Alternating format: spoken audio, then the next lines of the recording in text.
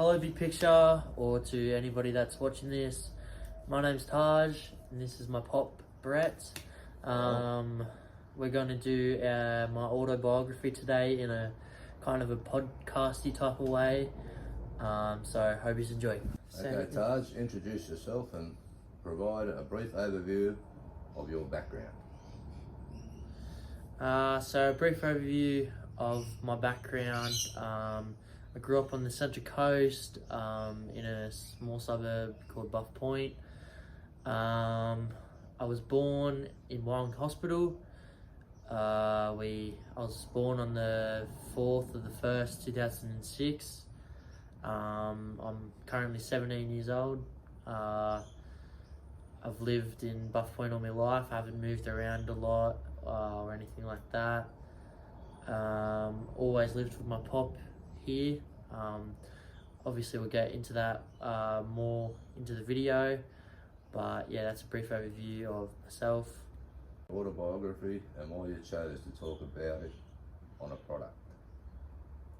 The reason why I chose to talk about my autobiography in a product about myself is because I feel like my life's been pretty hard, and I feel like people should learn about it, and just things that I've actually had to overcome in my life, and I think it's a really good story for you to hear, and hopefully to get the word out there that you can do anything that you set your mind to and just be a strong and healthy person. Okay, Taj, sports, achievements and tournaments. Describe your involvement in sports and any achievements you have earned. My achievements date back to when I was 6. I played soccer for the Budgewoi Budgies. I got best and fairest when I was 6. From then on, from 6s to 7s, I transitioned into football, rugby league I should say, and throughout my time of playing rugby league since 7 to 17 now, so probably around 10 years in soccer. In footy, sorry. I have earned best forwards basically every year, or best and fairest. Other achievements I have earned is getting into Central Coast Roosters side every year, from Andrew Johns to Harold Matts. I've actually also earned a contract with the Bulldogs, the Canterbury Bulldogs, for 2 years. So I'll be playing SG Ball for 2 years down in Sydney. Before I actually got the contract with the Bulldogs, I was going down every Tuesday and training with the Roosters, High Academy there with the best players that they have from Sydney and Central Coast. So that's probably one of my best achievements, training with the big boys down in Sydney, getting all the best training equipment and getting looked after. But obviously now me moving on to another club, hopefully I can work really hard and get those same rewards as I did at the Roosters. Taj, discuss the challenges you have faced and how you overcame them. My challenges in my sport definitely came about this year, 2023. Probably going through the Roosters system and probably not earning a contract, so not getting paid to play, getting overlooked through pure size and things like that. I would say they really tried to push for me to stay at the Roosters, but obviously better opportunities come at the Bulldogs. I feel like I overcome these challenges because of playing good in Schoolboy Cup this year. Mark O'Mealy, the person at the Bulldogs, really had a look at me there and got me in. How did your sports involvement contribute to your personal growth? It really helped with my personal growth because obviously hard training, you have to be focused and willing to do the work. I feel like it's grown me into a better person because I've worked in a team. Obviously, out in the workplace, you need teamwork as well to get a job done, and I feel like that's grown me into a really caring and obviously loving person to my pop, and to anyone that I'm with. So I feel like that's sporting has really helped me grown into the person that I am today. Taj, discuss any leadership roles you held within your sports team or clubs. So I played with Northern Lakes for 6 years. Northern Lakes Warriors, they're a team up in Lake Memorial. Out of them, before that Budgewoi, sorry, as my pop said, I captained probably every game, I reckon, throughout my time being at Northern Lakes and Budgewoi. I think there was 1 year where I didn't actually captain because I was new to the team and they didn't really figure me out, that I was a hard worker and a really good teammate. But from the rest of the years then, I've always been captain of my team. I've been, hopefully people see that I'm the hardest working person on the field and at training, and just care about my players and things like that. So yeah. Okay. Taj, share your hobbies and interests outside of academics and sports.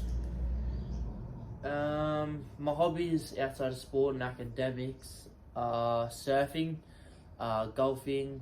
I like to go to the beach a lot. I love full driving, jet skiing, boating, stuff like that. Obviously, good family time, stuff like that. But I feel like doing these hobbies have really turned me into a good person. The skills that I've learned out in the water, obviously through surfing, I've become a lifeguard.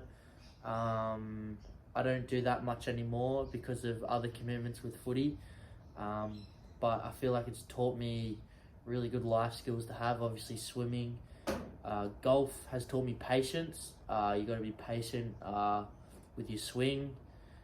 You got to be patient when you're putting, but you also have to be aggressive as well at some times. And I feel like that's given me skills throughout life to be a better person, better academic person, and better sporting person. Discuss any memorable travel experiences and the impact they had on you. I've only travelled once overseas. I travelled to America and Hawaii in the one trip. The things that I learned over there were that everywhere's different and you have to adapt to that.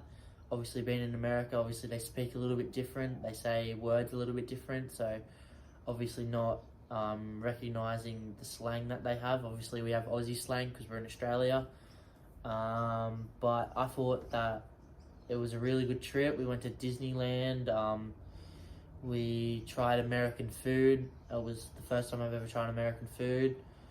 I feel like the Hawaii trip as well, it taught me about culture and their culture over in Hawaii with their surfing. Obviously, I told you my hobbies before that I love surfing. I've been doing that since I was 5 years old. I feel like the culture over in Hawaii is very humble, and it's taught me to be humble, to bring that back over to Australia and be humble with my family, be humble with my friends and my teachers, be humble outside of footy and things like that. Did any significant events or competitions related to your hobbies? I haven't done any major competitions with my golf, but I have with surfing. Every Easter, I went up to Point Plummer with my dad, and we always used to go into the longboard comp, and 1 year I came second, and I thought that was really cool. Obviously me not really longboarding that much, I thought, you know what, I'll just give it a go. I usually ride shorter boards, more high performance type of surfboards, but I felt like I'll just give it a go, have fun, and I came with a second. So yeah, that's my kind of major sporting event with my hobbies. Taj, talk about your upbringing, including your family background and cultural influences. My upbringing, obviously when I was born, I was with my mum and dad. We lived in Budgewoi, which is not too far where I'm living now. We lived on the lake, Sunrise Avenue in Budgewoi. I lived there when I was 2, and then moved with my nan and pop when my mum and dad split up, around 3-ish, I would say. 2-ish, sorry. And yeah, I've lived basically here until I was around 8, and then I went live with my mum and stepdad just in Buff Point as well. I feel like moving from house to house showed me some resilience and taught me to get different perspectives of different people. Obviously my pop being a massive influence on me, teaching me never back down, just never give up, always be honest, be a really good person, put people before yourself, and that's the kind of culture that I've been brought up with my pop, kind of my stepdad, and my mum, and my nan, and stuff like that. So yeah. Taj, how has your upbringing influenced your perspective on life? So my upbringing, I guess I need to touch on it. When I was around 10 to 11, You were 9, your mum passed away. was I 9? You were 9. You sure? I'm positive, 100% positive. I thought I was 10. How has your upbringing influenced your perspective on life? With my upbringing, obviously I need to touch on it now, but my mum passed away when I was 9 Breast cancer. from breast cancer, and it kind of hit me hard from how young I was, and from that, when I was 16 as well, my nan, which is my mama, I call her that, when I was little, it's the only thing that I could really say. The biggest part that I've learned from all of it is to not take life for granted. Always be loving and caring for the people that you're around. Just live life to the fullest. Always be nice and kind. I feel like I've become a bigger and stronger person from these experiences.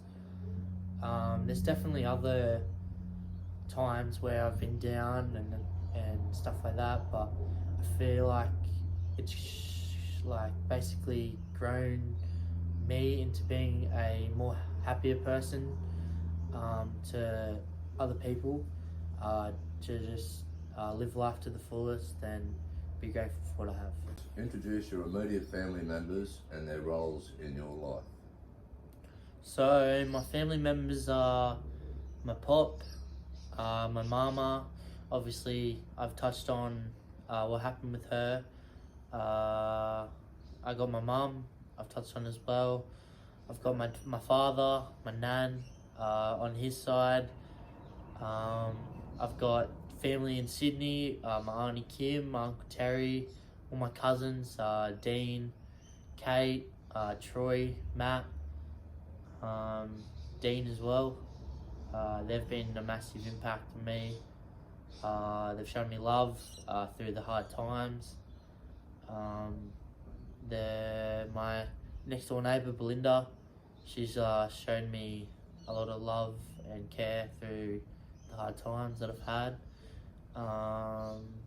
And basically just friends. That's basically. Let's discuss any family traditions and rituals that hold special meaning to you. Special rituals that we used to have is around Christmas time. We used to go down the south coast for a couple of weeks, going into the new year, and just around my birthday, which is on the 4th of the 1st. Obviously, when my mama was alive, we used to go down with my pop and her and all my family and aunties and my great grandma. We all used to go soak up the sun down in the south coast, mentioning beaches like Green Patch, Caves Beach, and just having fun and around Huskisson and getting ice cream and going looking at the surf shops. I really enjoyed that. So that's probably the best ritual I had. Taj, have you volunteered or participated in any community service projects? So through my schooling at CCSC, I have volunteered in SAP projects and just community work. So with Little Leaders, I worked at the homeless shelter in Gosford, serving food and making food for the homeless. I thought it was a really big eye-opener to the community and what us fortunate people can do, and helping out the less fortunate. I feel like that it was a big eye-opener for me as a person. Sometimes probably not grateful for what I have, and seeing them what they have, it's really big on me now. So Okay, Taj, summarise the key aspects of your autobiography. the key aspects are obviously what things have happened in my life, my sporting aspirations, the rituals that I had with my family, including my pop, the hardship that we went through. I'd say probably the school. Like, I haven't really touched on schooling, but I feel like this school has really helped me and shaped me in a better person. Just the way that the school works with the sport and the learning as well. Obviously, being big picture, you get to learn what you love and what you aspire to do in life. So, yeah. The future. My hopes and aspirations are, after I leave school, obviously it's going to be this year, 2023, class of 2023. After school, I'm going to obviously continue with my football, being an SG ball.